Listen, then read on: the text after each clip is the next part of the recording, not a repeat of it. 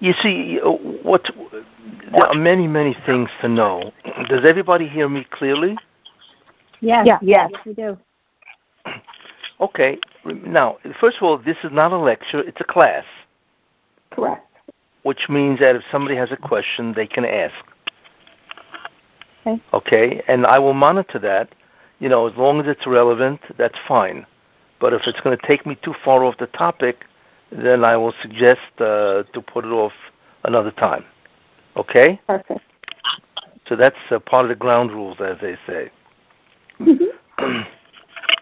Now, you have to remember one thing, that the Mashiach is, it's not so much that we're waiting for him. Although he's the individual that brings, obviously, changes everything. But what we're really talking about is a completely different reality. You see? And that's really what we're talking about. So it's far more than a man entering, and then... It's far more Rabbi, than a man... You're breaking up a little bit. Do you hear me? Is it okay? Yes. Yeah, I hear. Okay, it's far more than just a person coming and redeeming mankind. What we're really looking at is a complete different era. It's a different reality that we do not know and we do not understand now. Even though it's a reality in Olam Hazeh, which is this world, and we're not talking here now about Olam Haba. We're not talking about a future world. That's another type of reality, you see, which is infinitely greater than the Messianic era.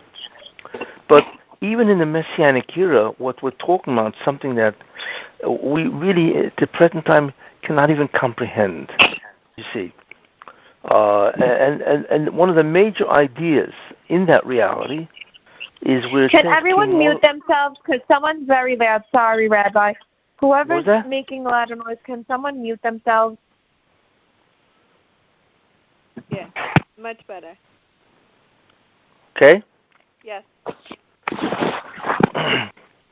So one of the major features of the Messianic era is the concept Kimolo ha'oretz deo, and the earth will be filled with the knowledge of God, or the presence of God, as the waters covers the seabed. Now, what does that mean? That means it's not just a person coming.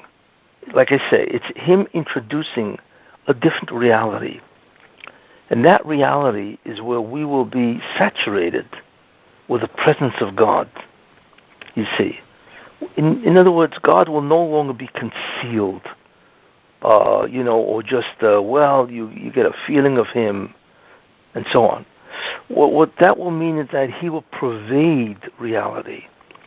So his presence will be as obvious as the sun is on a beautiful, clear day. So that's really what we're talking about. That's what a Messianic era is. Now, therefore, in order to get into that era, it takes time, but also there are many prerequisites that have to happen. And that's one of the reasons why it takes time. Because there are things that have to be done. Specifically, what's called a Tikkun process. Now, I think it's good to begin at a certain point, is just to understand the overall job of the Mashiach. So, I think, everybody knows that basically there are two Mashiachs. There's what's called a Mashiach ben Yosef, and there is a Mashiach ben David. The question is, what do you need two Messiahs for? You see, one should be sufficient. You see, a Mashiach ben David should be enough. Why do we need a Mashiach ben David? Laura, how are you doing? Good, how are you? Okay, looks like I've been recruited. What? Correct. Somewhat. Okay.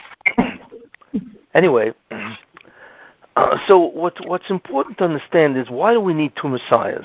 One should be sufficient. You have one king. You don't need two kings, so to speak. And remember, both of them are responsible for a redemption. And the concept of redemption means to be free of something. That's the concept of redemption. So the question, like I say, is why do we need two redeemers? One should be sufficient. Now, to explain this, you have to understand the beginning of time by Adam Harishon. The original task of Adam, really, was to bring God back into creation. So what the Ribono Shel Olam did, which is God, what he did is he concealed himself, thereby allowing a task for mankind to perform. That task, of course, would be his re-entry into the world. That's really what he did, you see. But in the beginning, that task took a certain form. Therefore, in the time of Adam, for instance, the Ribono Shel Olam was present, obviously, because the Ribono Shel Olam spoke to Adam, and of course Adam dialogued with God. So therefore, clearly, God was present and conscious to Adam. But there were certain things that Adam Harishon, the first man, did not perceive. And that was called a deficiency in creation, which was purposeful. God purposely did it in order to give Adam Harishon a task. So, the question is, what was the original task of Adam? The original task of Adam was to bring God further into the Bria. In other words, he was already here. He spoke to Adam, Adam spoke to him. So there was a God consciousness, so to speak. So the task of man would be to allow God to intensify his presence in this world, you see. That concept is called hispashtus, or as you would say it, hitpashtut Kiddusha, the proliferation or intensification of holiness. And that really was his whole job, you see. In order to achieve that job, then Adam had to come to a certain conclusion. What was the conclusion? That there is nothing else but God, you see. And that was the conclusion. That concept is called Yichud Mitziusoi or Mitziotoi, which means the oneness of his existence. That the only one that really exists at all is God. And that we are really emanations of him. We don't exist like him. In fact, even after he created us, we are not like him at all. You see. And what Adam should have done is he should have realized that. So his test really is to understand what is called the nature of God. And if he would have done that, then it would have been Midah Keneged Midah, measure for measure. The greater the amount that he believed what God was, that was the greater amount God would appear to him. And basically he had about 4 or 5 hours to do this. He's created around 12 o'clock Friday, and he had until what's called the nighttime to come to this belief, or at least to declare this belief. So therefore, that's what Adam should have done, to bring God back into creation and thereby increase an enormous amount of holiness. That's what he should have done. Instead, what he did is he failed to come to that belief that God is the only thing that really is, and we are all emanations from him. Instead, what he did is he believed something else. What did he believe? He believed that there was another power besides God. In fact, that belief was so wrong that not only was there another independent power than God, but that God himself had to come on to this individual power. And that was really the test of what's called the Eitz Chaim, the tree of life. When the snake, who was really the manifestation of the Satan, appeared to him, then he tried to convince him that the tree that God said not to eat from, which is the tree knowing good and evil, that tree was an incredible power source, and that existed independent of God. And not only that, but if God, that God Himself ate from that tree, and that is how He derived His power.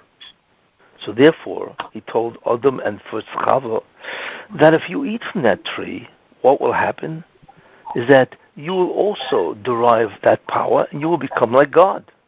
And we see that in the Chumash, where the Nochash said to Adam Harishon, "V'yisem kelokim," and you will be like God.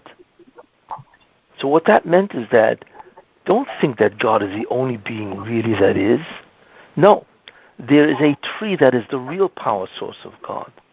And if you eat from that tree, you will become just like Him. Therefore, what Adam believed, and that's the key, is that God is not the only being that really is. He's certainly not the most powerful. That there's another being that exists other than God, and that is the tree. Somehow, it is the power source. So therefore, what he believed is that not only, like I said, that God is not the only being that exists, but that the tree itself is a power source. So in a certain sense, he limited the existence of God by that type of belief, you see. So therefore, what he did in a certain sense, because of that belief, that God is limited, that there's somebody else, therefore, what he introduced was that concept, that belief. In other words, he empowered the Satan to try to get man to think that he is the power source, or that he exists independent of God. You see. So as a result of that, he empowered that entire thought process, and therefore the Satan grew in enormous power, you see. So therefore they came a second type of existence, so to speak, where you had the Satan and you had God. So my man believing in an external power source from God, he actually imbued the Satan with tremendous amount of power, you see. So that's a very, very important concept. In other words, what man did is he created the force of evil that was now real. See, before that, it was just a thought, it was an idea. But now, the concept of evil, or the concept of a satanic temptation, became real. That is the idea of what Adam did. Therefore, that necessitated a second job, you see. So the first job is when there is no real presence of evil. So the whole job, basically, is to do what? Is to intensify the presence of God. You know, it's like God concealing himself behind a tree, let's say, and all of a sudden he begins to appear away from the tree. So you begin to get a full view of who he is.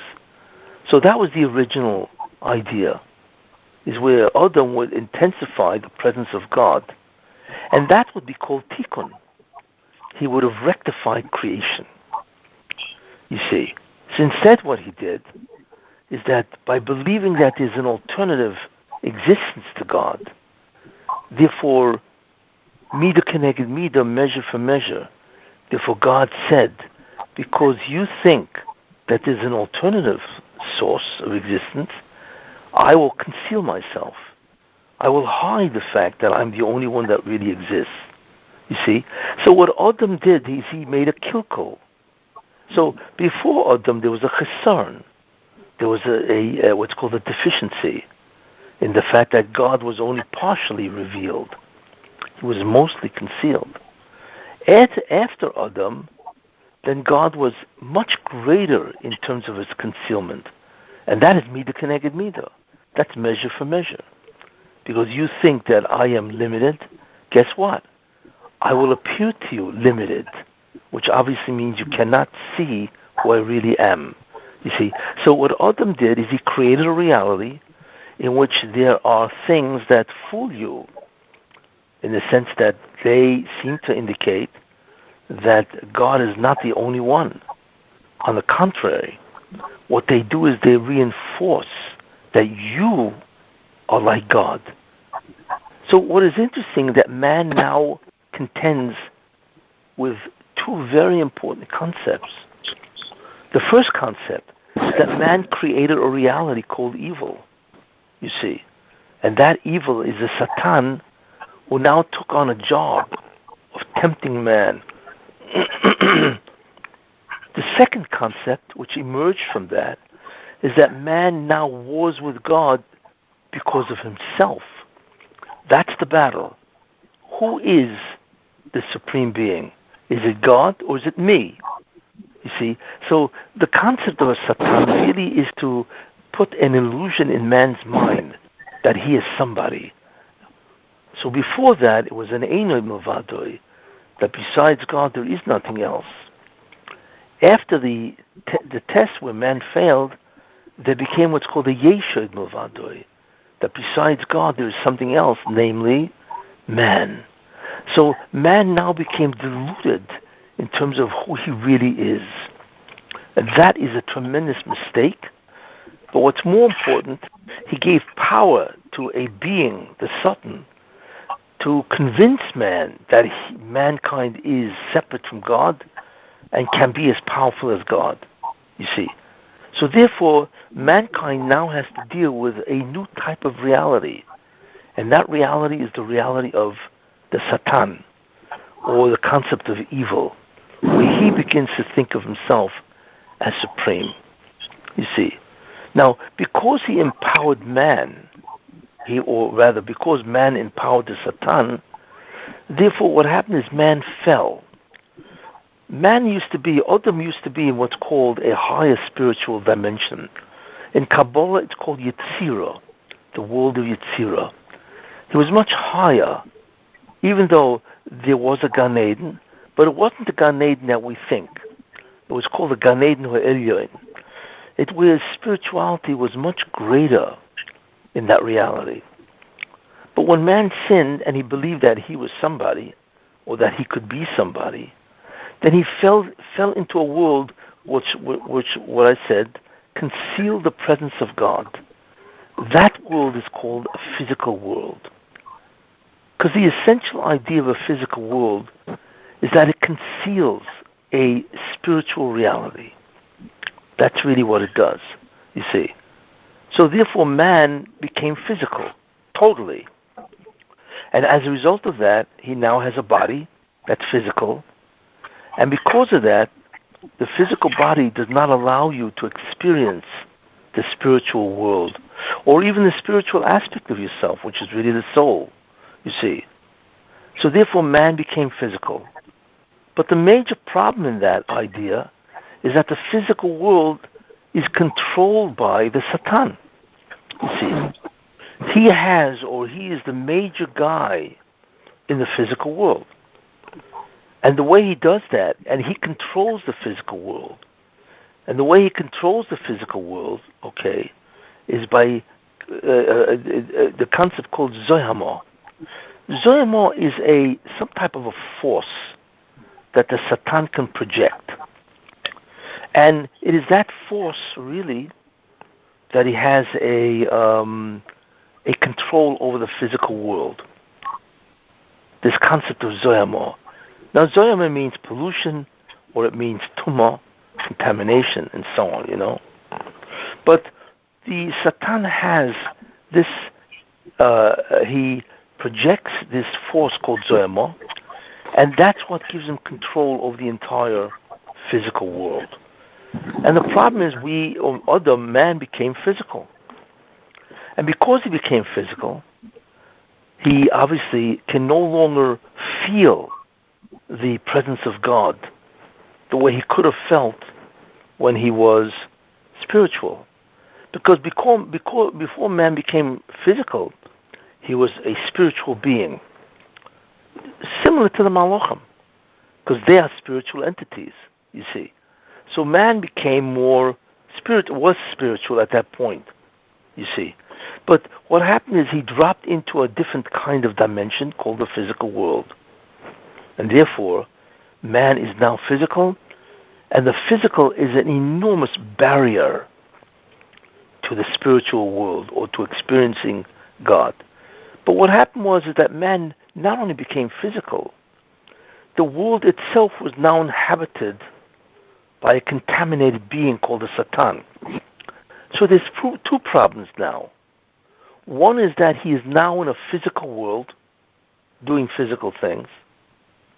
And the second thing is that the physical world has what's called Zoyama.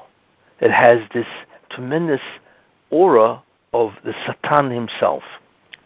You see. Now, we could see this because the concept of Zoyama actually has phenomena in physics. One of the greatest of the phenomena is called the law of entropy. What does that mean? You'll notice that everything dies. Everything. All living things ultimately decompose and they die. Why? Because the critical concept of a Satan is what's called demolition. The Satan is a being that demolates, that destroys, unravels, obliterates, annihilates, and so on. And therefore, and the way he does that, of course, is because of his Zoyama. And therefore, once man became physical, he became subject to the influence of the Zoyama, because he has a physical body. So it's interesting that man is now a composite. Before that, he was mostly soul, neshama, you see, even though he had a physical presence, but it wasn't the same type of physical body that we have now. After the sin, he became really physical. But the problem is that the physical body is enveloped with Zoyama, you see, because that's the sudden control over the physical world. So as a result of that, man now dies. And death is nothing more than the decomposition of the physical. In fact, all living things decompose, ultimately, because all things are now subject to the influence of the Satan, you see. So as a result of that, man now, Adam Arishan now has a body, right? He's no longer only spiritual. His spirituality is concealed within a physical form. And the second problem is that physical form itself is subject to the rule of the Satan, which is called the Zoyama. And therefore he's subject to death. In fact, that's what the Ribono Shel Olam said to him. On the day that you eat this, you will die. Why? Not because you will die as a punishment necessarily, but that will be the outcome of what you did.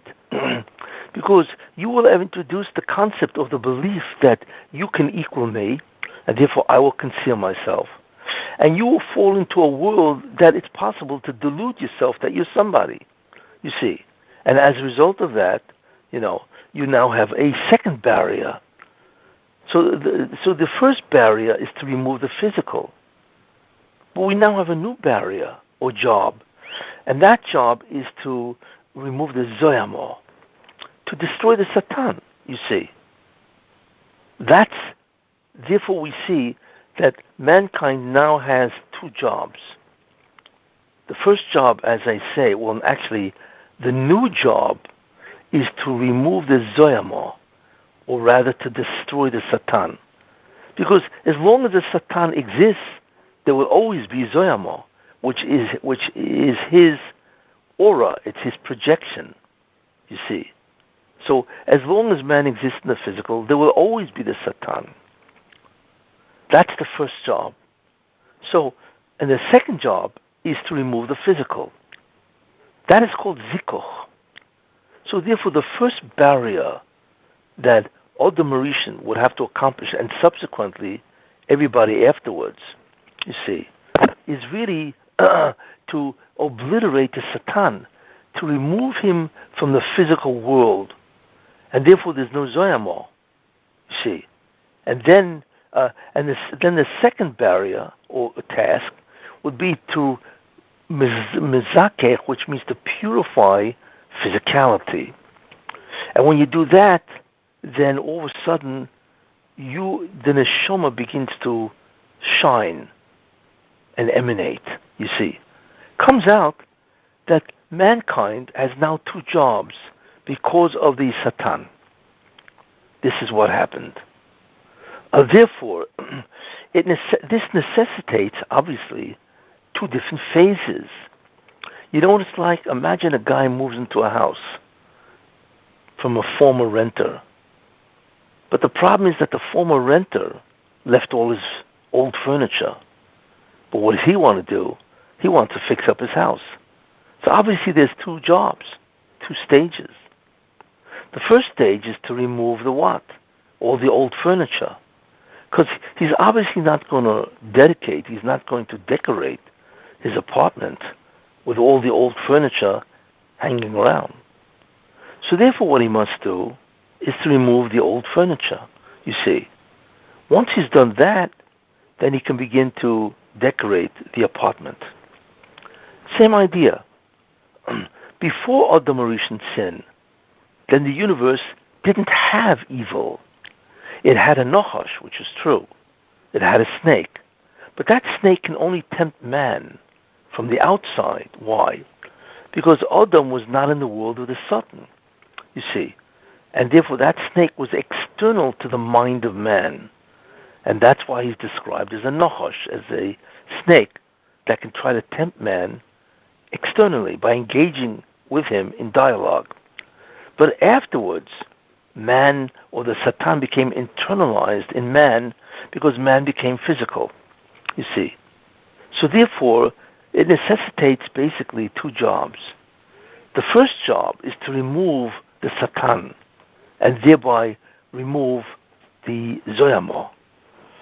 Nothing can happen until the Zoyama is removed. Once the world has achieved that, and that is a major phase, then the second stage happens, which is Zikuch. Zikuch is where the physical body itself begins to change into a transparent body, where it no longer what's called occludes or conceals the spiritual neshama in the body. Everybody's walking around with this type of incredibly transparent covering, which used to be a physical body. You see, and that's called Zikuch. It's called the transformation of the physical into the spiritual, you see. So the first concept, as I said, is to remove the Zoyama. Until you remove the Zoyama, you cannot touch the body. This is the problem, you see. So you have to remove the Zoyama or the Satan from the physical. And then the physical world becomes what's called pure physical, without a Satan. But remember, in the end, it's still physical. The second stage is where you begin to remove the physical body itself, and it changes. In fact, the entire universe changes, because the entire universe is saturated with the Zoyama of the Satan. You see? So Zikuch, which means to purify, to remove the satanic influence and so on, is true of the entire universe that we know of. So it's not just the planet Earth, you see. So therefore, we realize that we have two stages, you see. Once you understand that, you begin to understand, therefore, that there are two tasks. One is to remove the Zoyama, to destroy the Satan. And the second task is to convert the Zoyama, or rather to remove the physical and to make it spiritual. Once you understand that, we can now understand the stages of mankind's history, because it's very important. So, the first stage of mankind's history, obviously, is the first 6 hours of the world, where Adam Rishon had the task of bringing God back in an enormous amount of quantity. But he failed. So therefore, after the 6 days were over, right, you had what's called a physical world. So that world now has 4,000 years. That world will last for 6,000 years, because that's how long it can take, maximum, I should say, to destroy the Satan. It could be done earlier, as we see that it almost was. But basically, that is the outer range of the entire task. Therefore, this world must end in the year 2240, which is the English year, I should say 2240 is the English year, which is the Hebrew year 6,000, you see. So that is how many years from the end? That is basically 220 years. What was that? 220. Yes, that's 220 years is the outside limit that the world must change, you see. And we are now, obviously, in Tufshin Pei, 5,780. So therefore we have 220 years until the 6,000th year. Now, the Mashiach, we can now begin to understand. So what has to happen is that there has to be thousands of years for Jews to do the task to destroy the Satan, you see. And the way he does that is through three types of devices which God created. The first device is called mitzvahs. By the way, does everybody understand what I'm saying? Yes. Yes. Is Zoyama also a kilipah? Say that again. Is Zoyama what? Also a kilipah. A what top?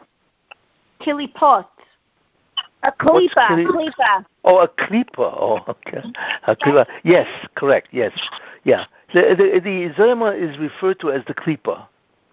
Okay, because yes, I wasn't sure that word. Klipa. Yeah, okay. klipa. Yeah, there's a reason why it's called a klipa, which means a shell. Yeah, but that's really what it is. When you talk about klipa, you're really talking about the Satan and all the Zoyama. That's right. Okay. Okay. So we now understand what's going on. That we now have to engage in a task to destroy the Satan. Forget about changing the physical into a spiritual. That's not going to happen now. That's a later stage. But our stage is to do what's called the Tikkun. The Tikkun means to rectify or to restore, which means to restore really the spiritual dimension. So therefore we see that there are different stages. So mankind basically has been given a maximum of 6,000 years to do this, you see. So the Tikkun has been going on basically for 4,000, actually it's been going on for almost 6,000 years, 5,780 years actually, you see. But we have been doing it. It has been given to the Jewish nation to do the Tikkun, you see. Now what's been happening is that originally speaking, it wasn't the Jews that were supposed to do the Tikkun. All mankind was supposed to do the Tikkun.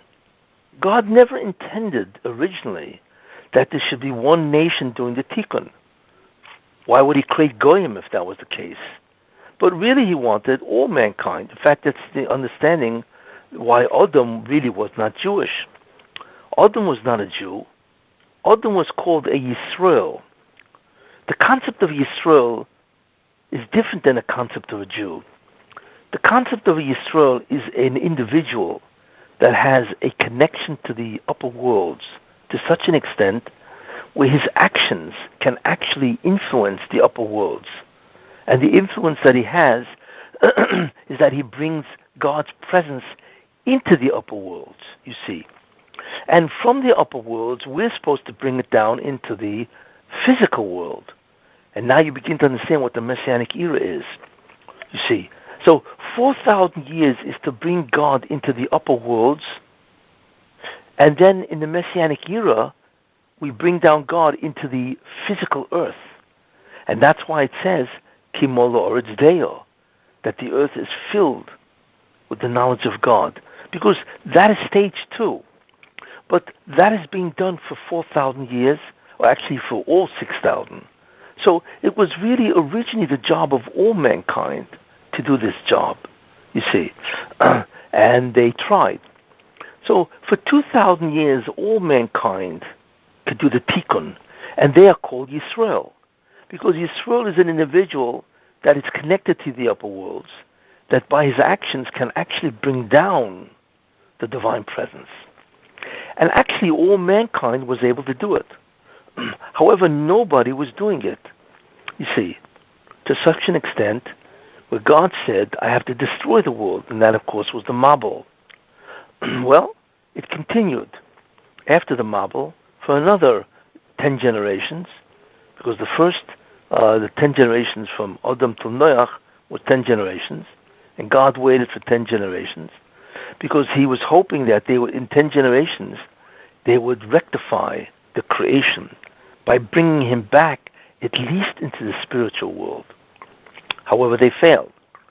Not only did they fail, but they reversed it. On the contrary, they did an incredible amount of evil. So therefore, what God said is, I'm going to give him another 10 generations. What was that? That was from the Mabul, which is Noach, all the way till Avram Avinu. That's the last time I will give all the people of the earth, human species, the ability to do the Tikkun. You see. Now, did they do the Tikkun? Well, of course not. Again, they sinned. And finally, God said, after 2,000 years, which was approximately 20 generations, that I have to terminate this. I have to end this. And I have to give the ability to do Tikkun to the only one really doing my will, or trying to discover who I am, and that was Avram Avinu. So therefore, God, what he did was very interesting. He took away the ability of mankind to do the Tikkun, you see. And he made a contract with Avram Avinu, and that's called the Brit Ben HaBesarim HaBetarim, which is Nechumash, you see. And he said, I'm taking away the ability of mankind to do the Tikkun, but I'm going to only allow it to you to do that Tikkun, you see. So it comes out after 2,000 years.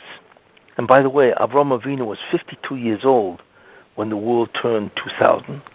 What he did, of course, is that he took away the ability of anybody else to do the Tikkun. So that's when the concept of a non-Jew happened. Because the ability to do Tikkun became a Jewish operation.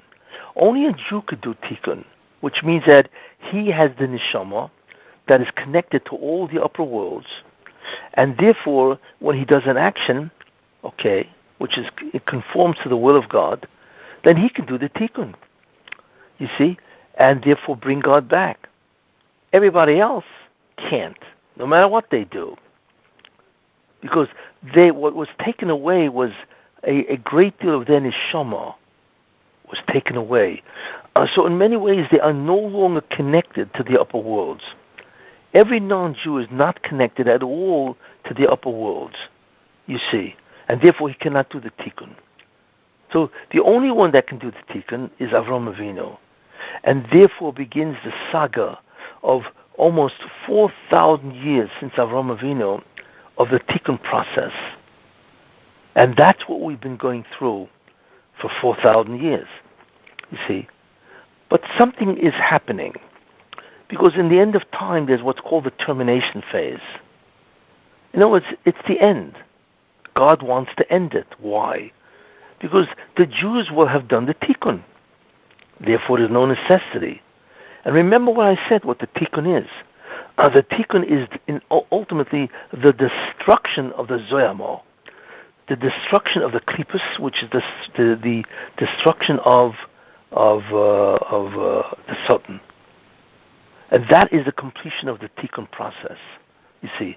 And that is the first stage of man.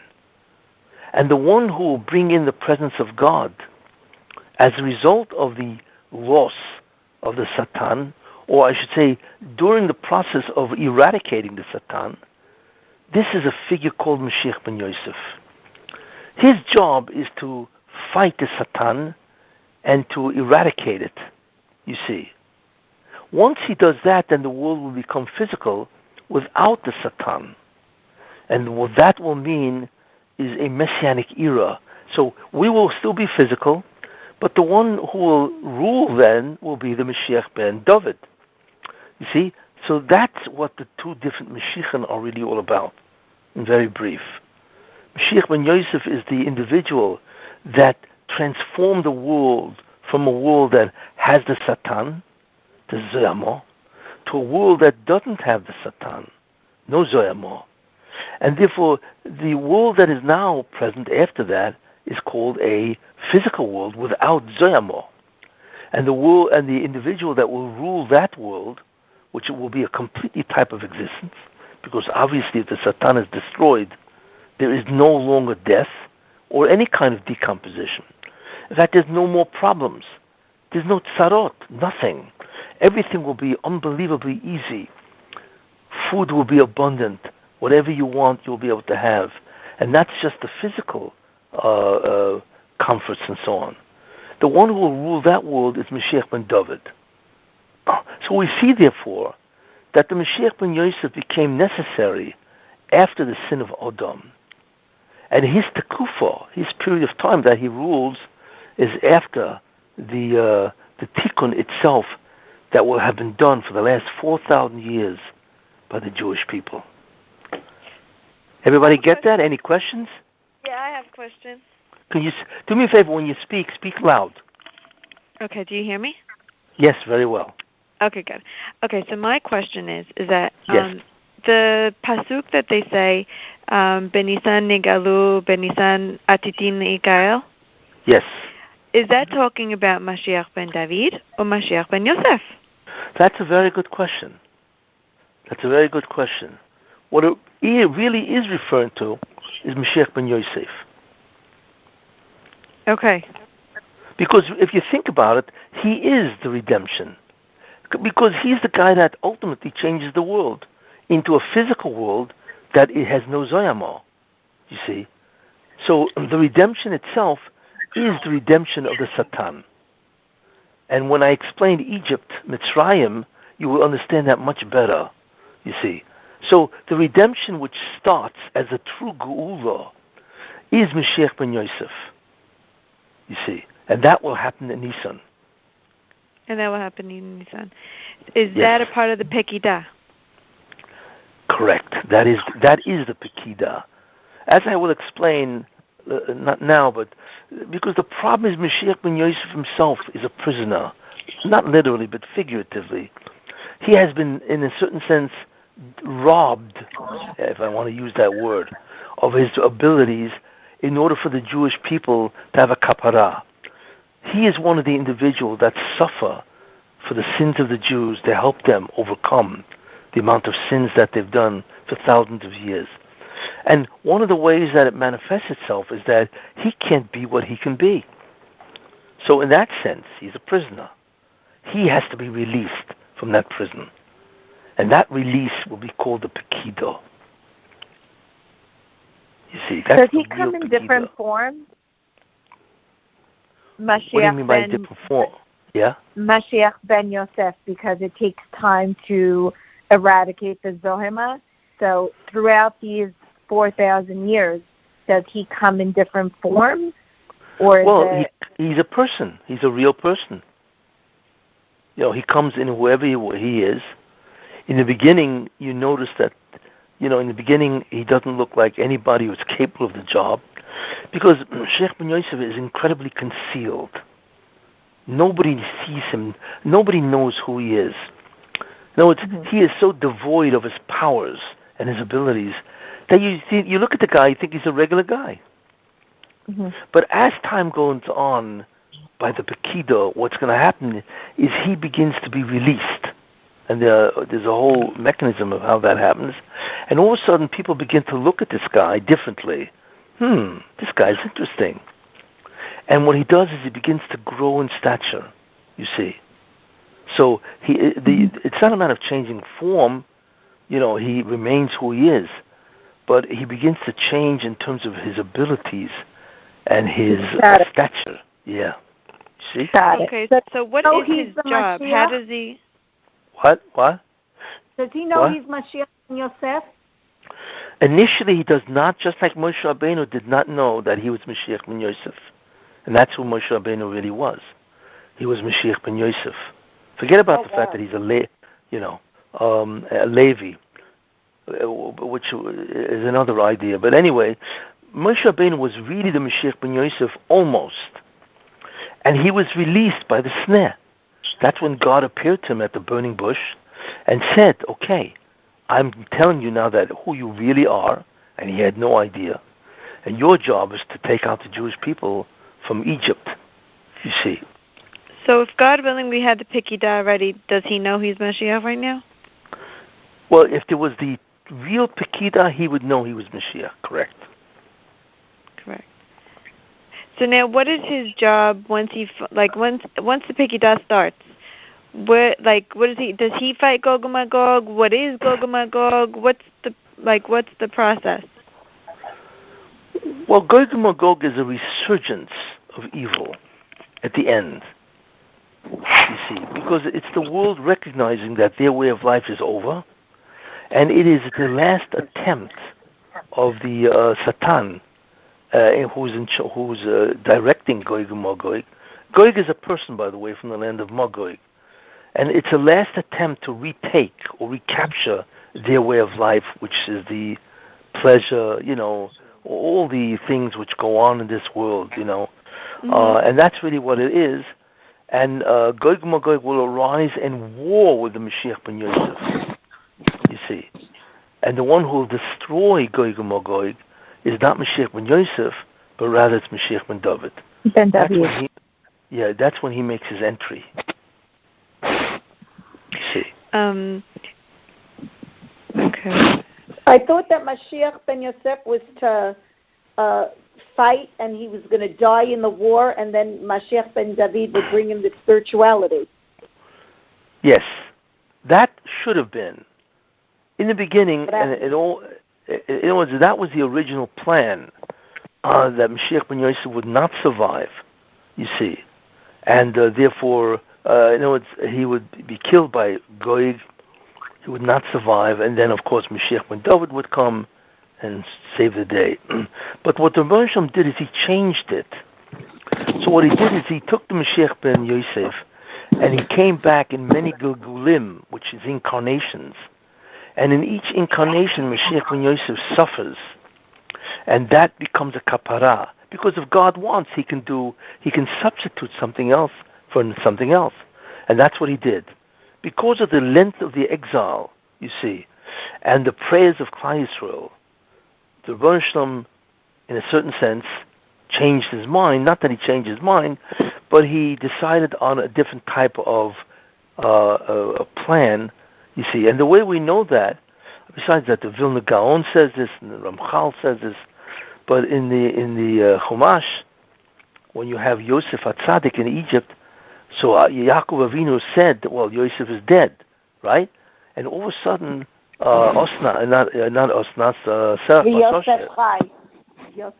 Yosef Chai, correct, yeah. Which meant that, I thought he was dead, but he still lives, you see? So that is a prophetic announcement that the Mashiach ben Yosef will not die. In fact, in the Zohar it says, one place it says that he will die, but like I said, that was the original plan. And in the second place in the Zohar it says that he will not die. But like I said, he will be subjected to alternative ways of suffering. And therefore he will survive, which is a tremendous good thing for Klal Yisrael. Because had he died, it would have meant that Klal Yisrael would have suffered terribly. So therefore that judgment has been averted. Thanks. So I have a question.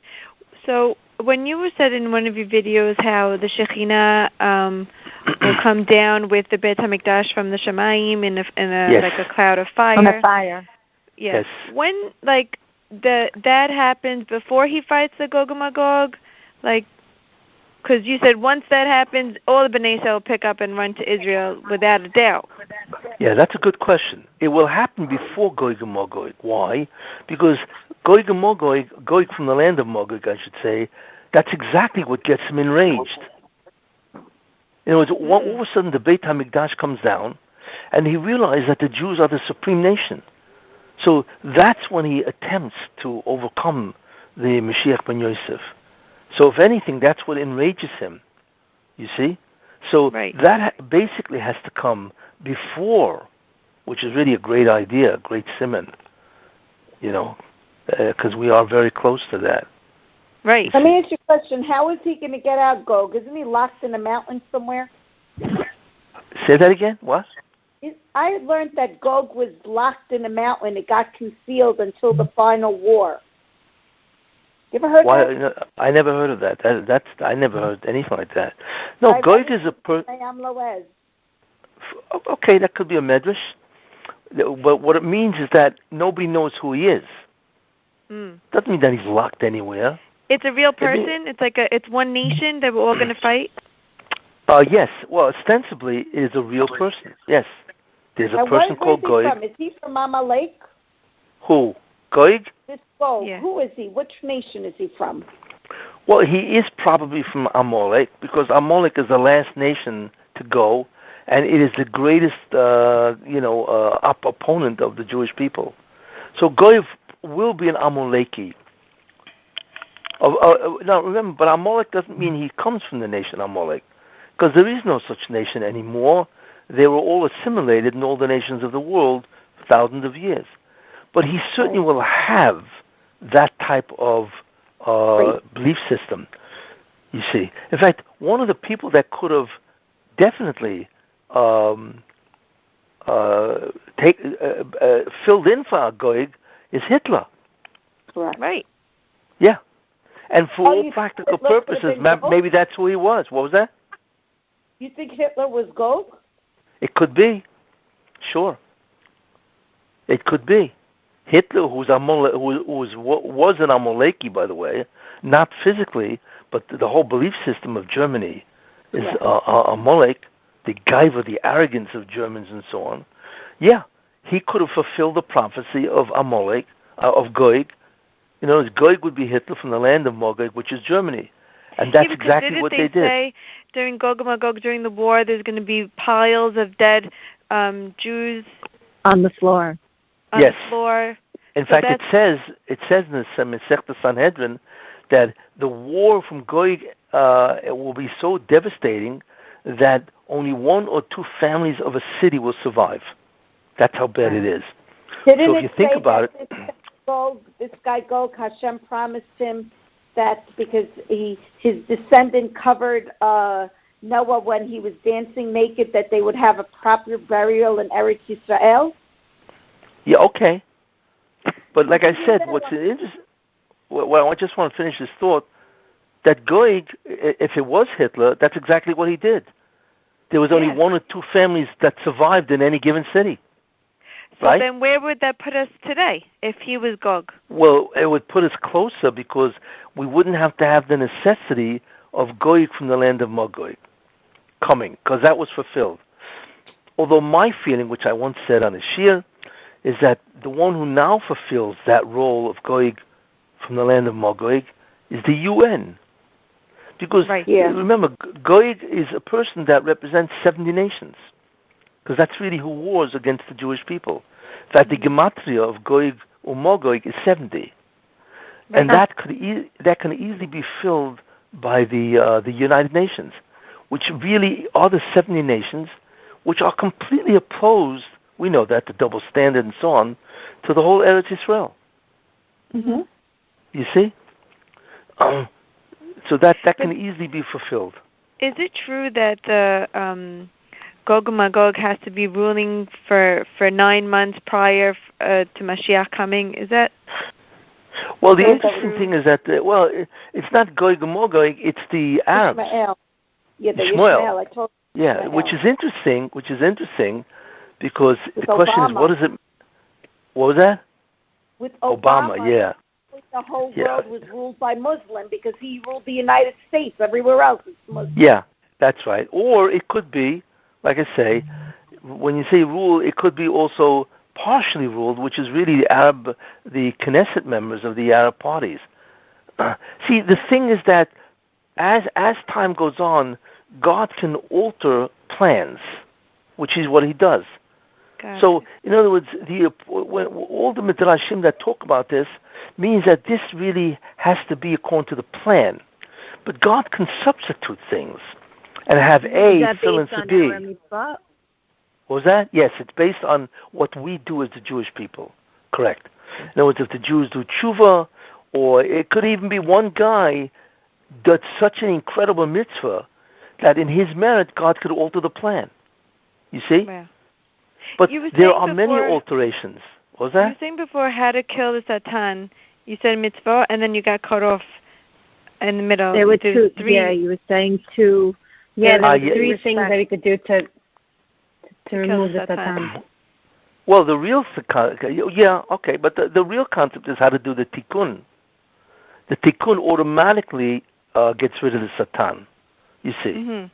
So really, the real question is how to do the tikkun. But I don't want to do it now because it would take longer. Because I like to go into those ideas more thoroughly and so on. Got it. But what are the three main concepts? What would it be? Mitzvah. Well, I'll just list them. You have to understand why and how.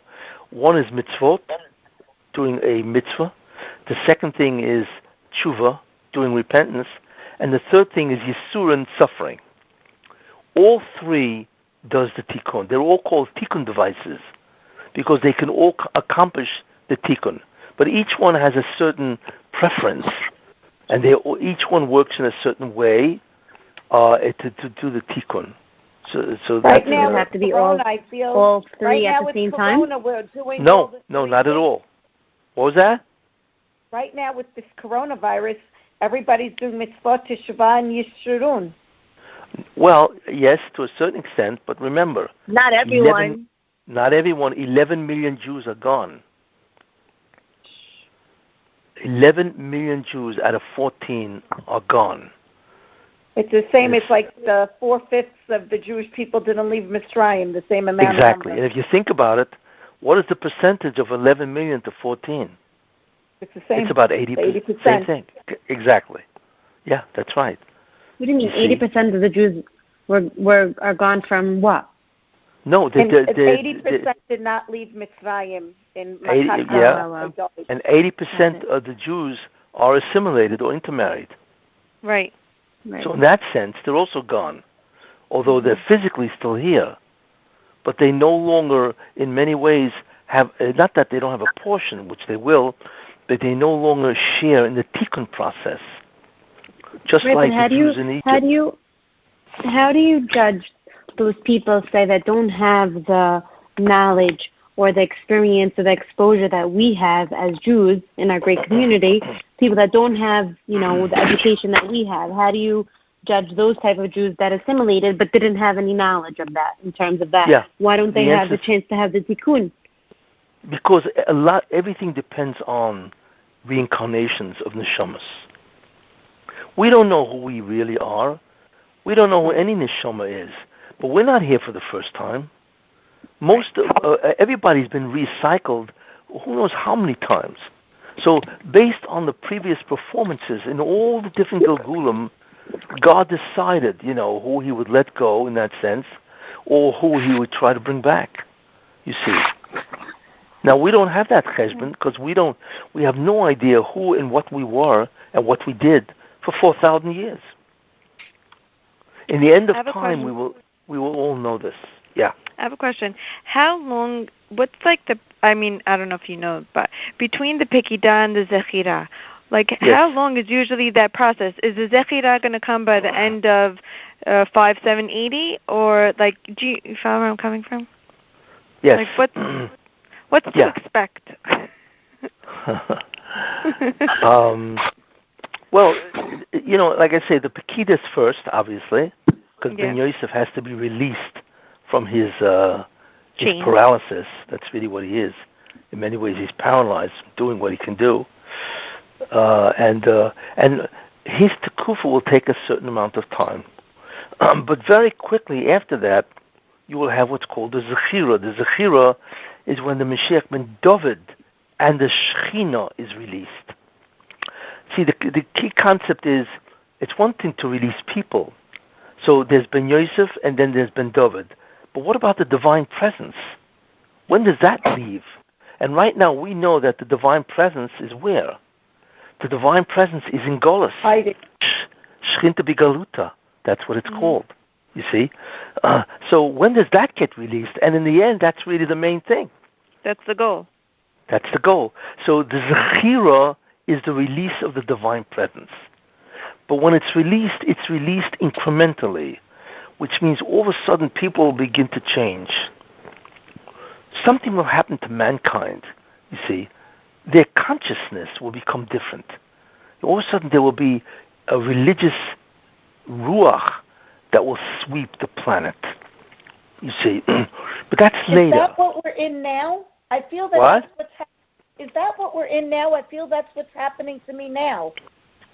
Well, look, for most people, although probably people are wondering, but how many people really think that there's a messianic time approaching because of the coronavirus? It's not happening yet. There are things that have to happen before the divine presence returns.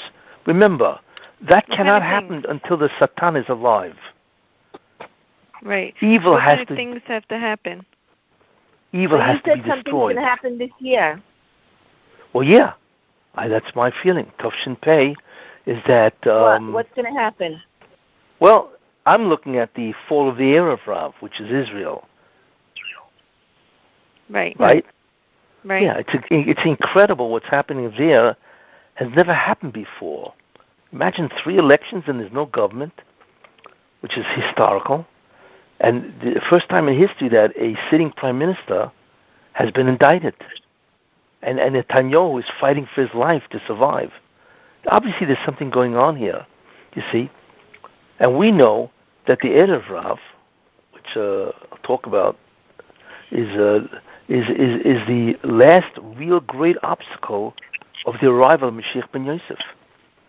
So what you're watching is really the throes of mankind as it gets ready to begin a redemption. But these things are in progress, you see. Look, one of the ideas which I've talked about so many times is the concept of Trump. Trump is a messianic figure, you see. I mean, in fact, his whole election was a miracle, and his ability to survive, by the way, is a miracle. Because everybody's after him, especially the Satan. You see? And I've mentioned that, and so on. So in America, which is the good part of Edom or Esav, he's trying to survive. And then in Israel, the Erev Rav is struggling to survive. So we are watching literally a birth pang.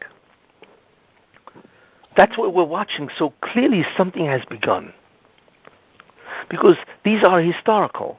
These things never happened before. In fact, the pandemic has never happened before in our time. The last real pandemic was 1918 with the Spanish flu. But we've never experienced a pandemic. I mean, it's hard to believe what's really going on out there. So clearly, there's something happening.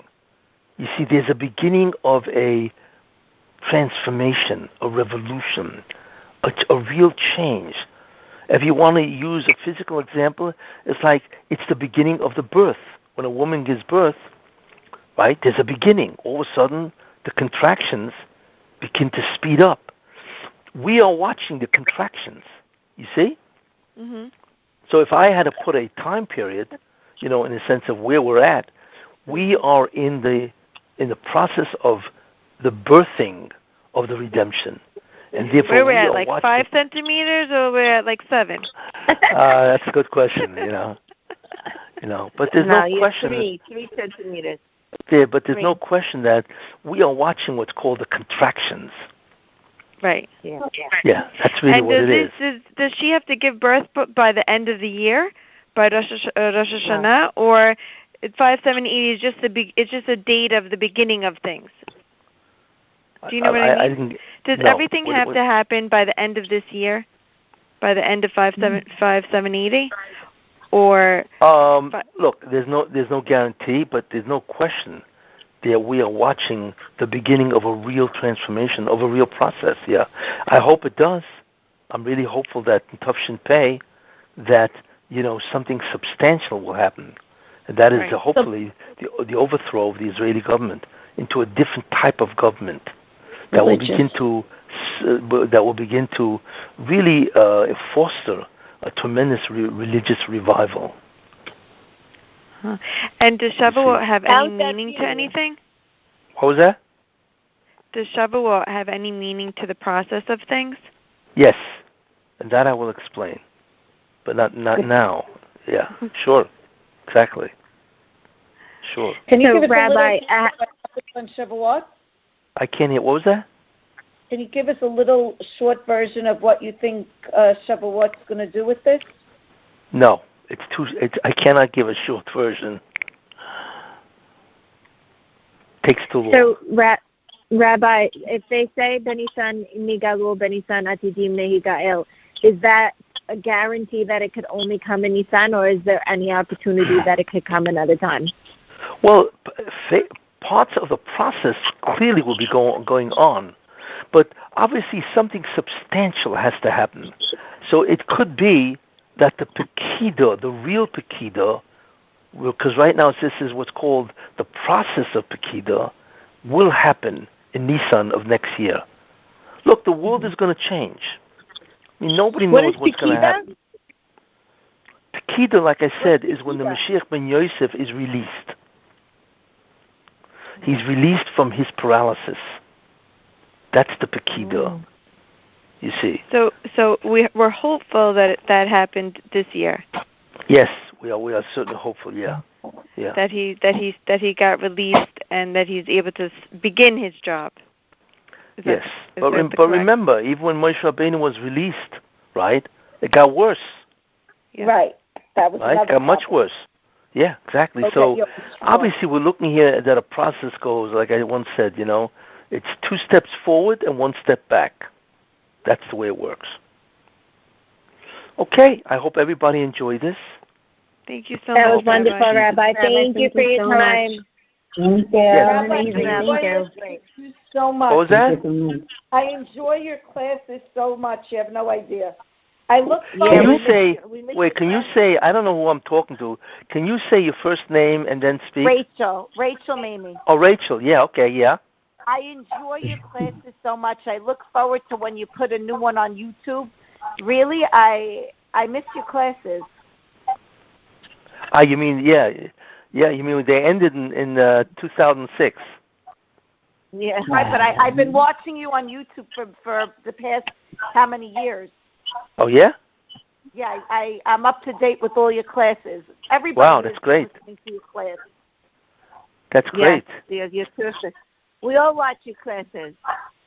Okay, that's great. Wow, very nice. So bottom line, one time you said that the year 2028, you didn't think that there would be enough resources for the world to survive, that Mashiach has to come before. Now it's switching to 2240? 2240 is 6,000. 2240 is the end of the Messianic era. But doesn't he have to come before Shabbat starts? Well, he will. 2240 is Friday night at 6 p.m. Right? So he's got to come. Look, I spoke about the creation clock, right? Correct. He's got to. It's already after what's called Sheish V'Chetzi. It's already after 6.5 hours after sunrise. You see?